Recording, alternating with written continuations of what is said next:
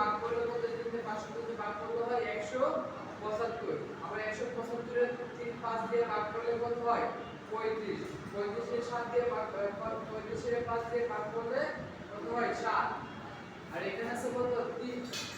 495 495 এর 3 দিয়ে ভাগ করলে কত হয় 165 আবার এই 3 দিয়ে 165 দিয়ে ভাগ করলে হয় 55 55 এর যদি আমি 5 দিয়ে ভাগ করি তাহলে কত হয় 11 এখানে আছে কত 570 2 দিয়ে যদি 570 দিয়ে ভাগ করি তাহলে কত হয় 285 এখন যদি বেজের সংখ্যা এক আছে তাহলে কি আছে 3 3 দিয়ে ভাগ করব 285 285 দিয়ে ভাগ করলে কত হয় 95 এই 95 আবার 3 দিয়ে যাবে না যাই 5 দিয়ে আমি ভাগ করব 5 দিয়ে যদি আমি 3 দিয়ে 95 ভাগ করি তাহলে কত হবে 19 তাহলে আমাদের এখানে আবার কি বলছে যে এর মান নির্ণয় কষার মান নির্ণয় করার কথা আছে আর আমি এখানে কি বলছে 525 এর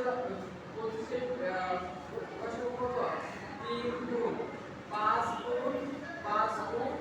7 গুণ এসে আবার এখানে আছে 495 495 কষার কত 3 গুণ 3 গুণ 5 গুণ 11 গুণ এসে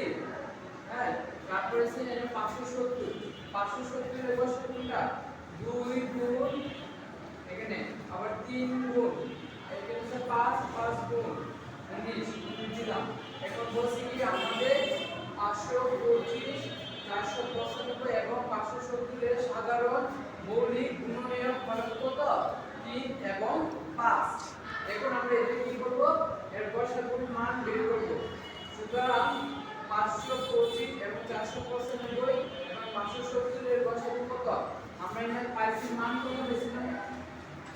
3 এবং 5 এখন আমরা এই 3 এবং 5 এর কি করব গুণ করব গুণ করলে কত হয় 3 5 কত হয় 15 এই 3 5 15 হচ্ছে আমাদের মৌলিক নির্ণয় সাধারণ কি